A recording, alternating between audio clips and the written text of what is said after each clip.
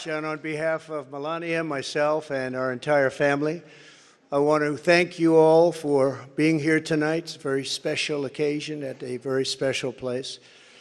You and all of those watching are the heart and soul of this incredible movement and the greatest country in the history of the world. It's very simple.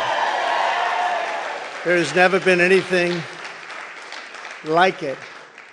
This great movement of ours, never been anything like it, and perhaps there will never be anything like it again. There's never been anything to compete with what we have all done.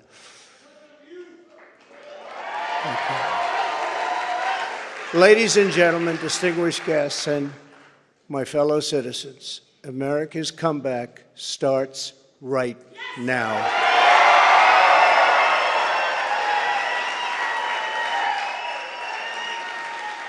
2 years ago, when I left office, the United States stood ready for its golden age.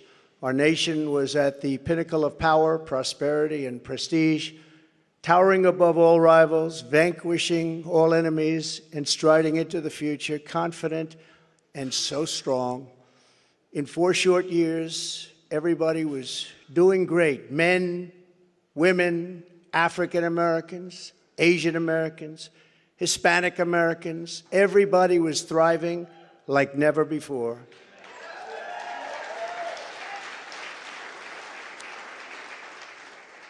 There was never a time like this.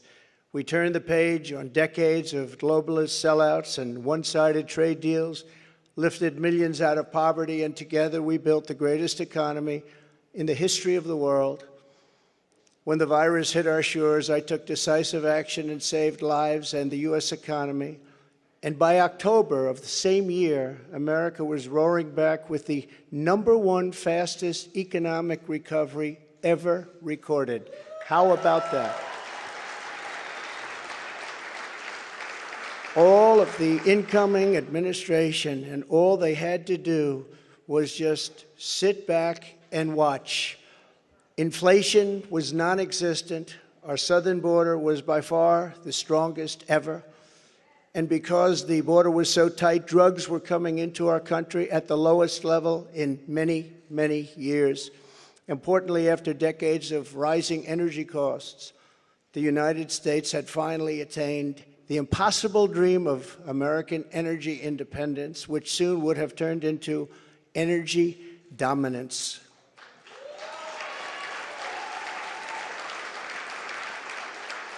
For the first time in memory, China was reeling and back on its heels. You've never seen that before, because the United States was outdoing them on every single front, and China was paying billions and billions of dollars in taxes and tariffs. The farmers know that because they got 28 billion of it. No president had ever sought or received $1 for our country from China until I came along, and we were getting hundreds of billions of dollars. Many people think that because of this, China played a very active role in the 2020 election. Just saying, just saying. Sure, that didn't happen. Instead of jobs and factories leaving America for China, they were, for the first time ever, leaving China for America.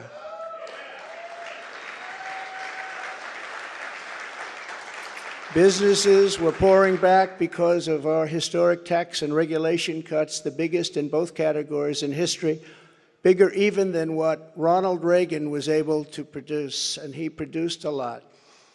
China, Russia, Iran, and North Korea were in check and respected. They respected the United States, and quite honestly, they respected me. I knew them well. I knew them well. The vicious ISIS caliphate, which no president was able to conquer, was decimated by me and our great warriors in less than 3 weeks, and al-Baghdadi, its founder, was hunted down and killed. North Korea had not launched a single long-range missile since my summit with Chairman Kim Jong-un nearly 3 years before we developed a relationship, and that's a good thing, not a bad thing. It's a good thing. Very good thing, actually, because look at what's happening today. My opponents made me out to be a warmonger and just a terrible person who would immediately go into war. They said during the 2016 campaign that if he becomes president, there will never be a war within weeks, and we will have wars like you've never seen before. It will happen immediately, and yet I've gone decades without a war, the first president to do it for that long a period.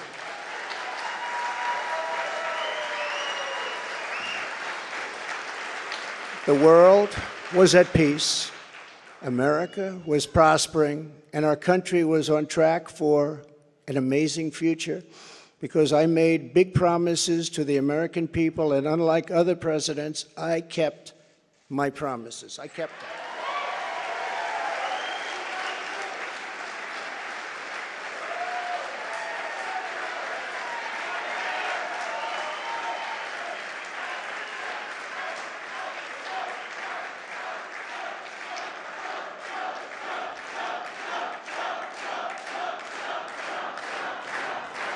Thank you very much.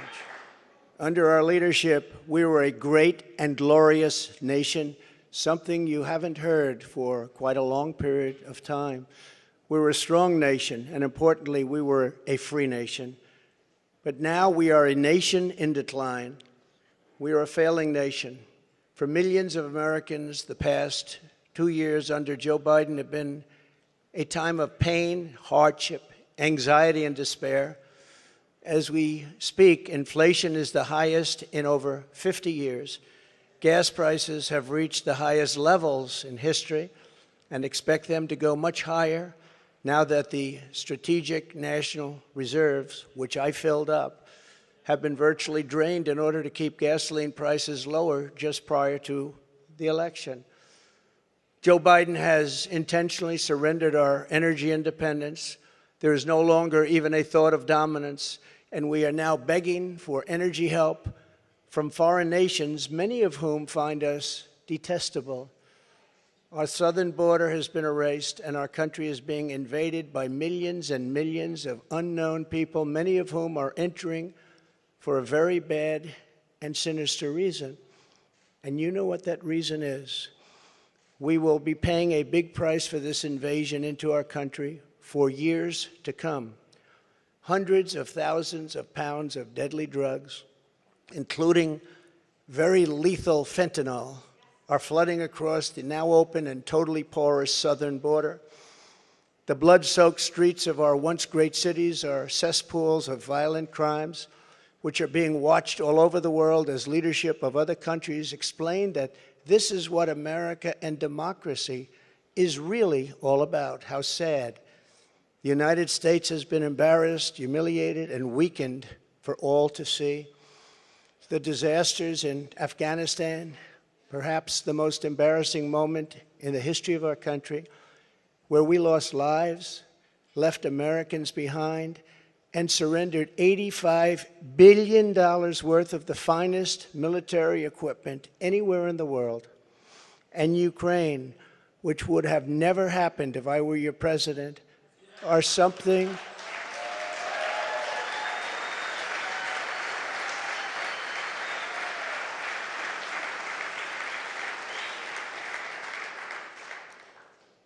and even the Democrats admit that. That's something I've seen them admit over and over again. But our enemies are speaking of us with scorn and laughter and derision because of those two events. But there are many more.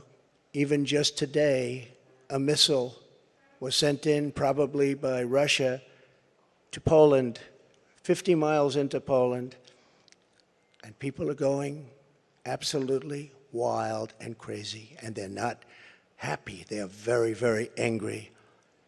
Now we have a president who falls asleep at global conferences,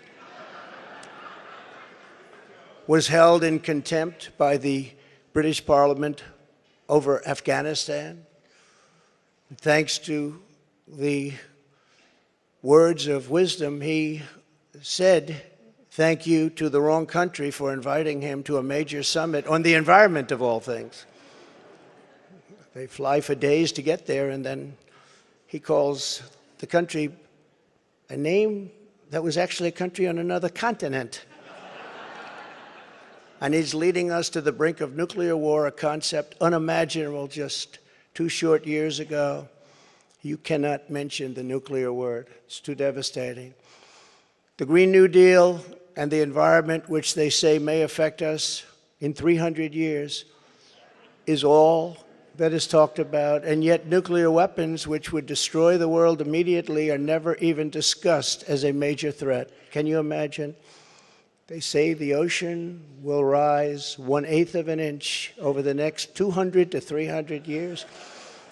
But don't worry about nuclear weapons that can take out entire countries with one shot.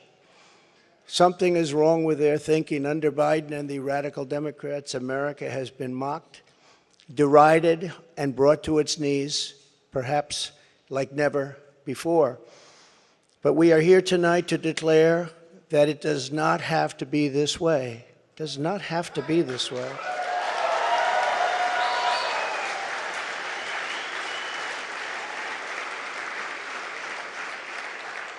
Two years ago, we were a great nation, and soon we will be a great nation again.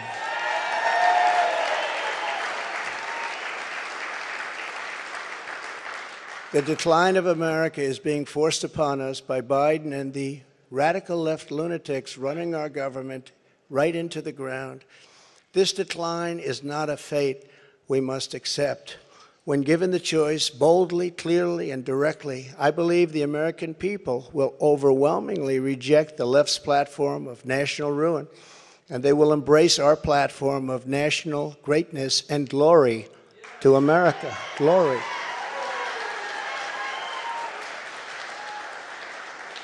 Exactly 1 week ago, our citizens voted in the important midterm elections, and despite a ridiculously long and unnecessary period of waiting, far longer, in fact, than any third world country, just a short time ago, the Republicans won back control of the House of Representatives.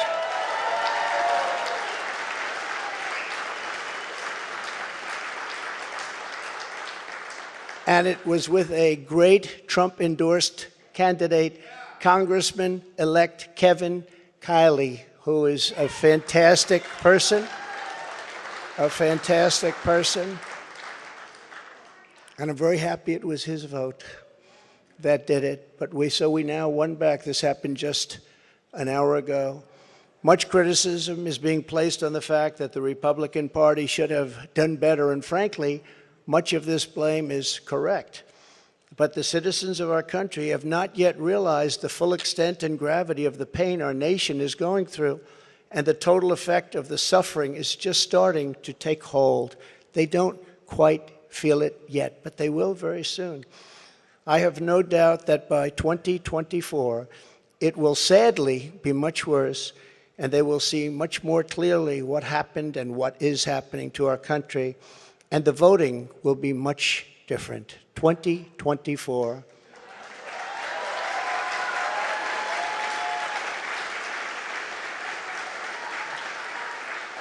Are you getting ready?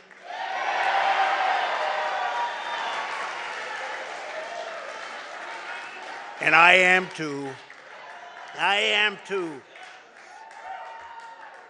I do want to point out that in the midterms, my endorsement success rate was 232 wins and only 22 losses. You don't hear that from the media. And this is an elegant night and an elegant place, and I'm not going to use the term fake news media. So we're going to keep it very elegant. But you don't hear that from the media. But I think you will, because people are starting to see what happened. That's some score. And in the primaries was 98.6%. But they were still trying to blame me.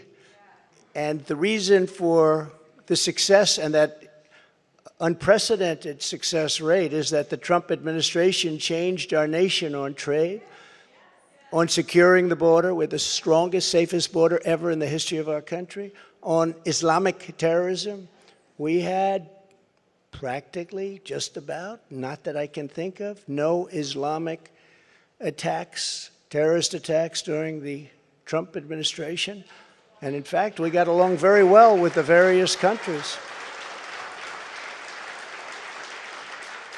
including coming up with the Abraham Accords. That's a great thing, the Abraham Accords.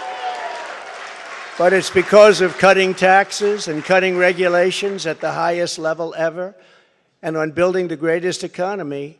Any time in the history of the world, there's never been an economy like we had just 2 years ago. Despite the outcome in the Senate, we cannot lose hope. And we must all work very hard for a gentleman and a great person named Herschel Walker, a fabulous human being who loves our country and will be a great United States Senator. Herschel Walker, get out and vote for Herschel, and he deserves it. He was an incredible athlete. He'll be an even better senator. Get out and vote for Herschel Walker. We elected a group of incredibly talented America First leaders who will be stars of our party for many years to come. In the popular vote, another thing that's not discussed for the House, we must remember that Republicans won 5 million more votes, the largest margin in many, many years, over the Democrats. 5 million more votes, that's a big thing. Breaking the radical Democrats' grip on Congress was crucial. So in other words, because of our great congressmen and all of our great congressmen and congresswomen, we have taken over Congress. Nancy Pelosi has been fired. Isn't that nice?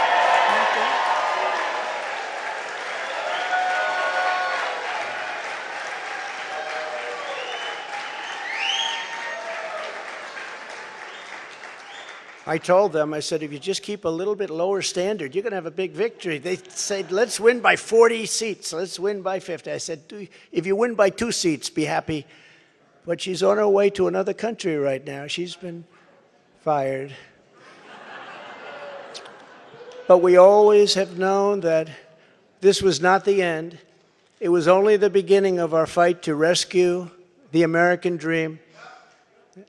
And it's a word you don't use, 2 words. I don't want to be Joe. It's 2 words, American dream.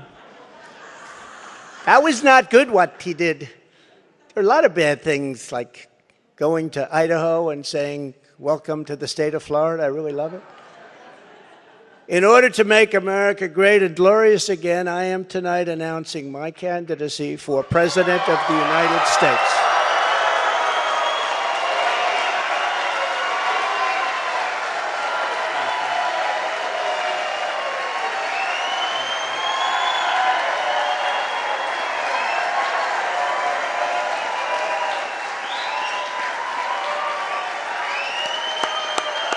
Thank you, kids. Thank you. All of you. Thank you.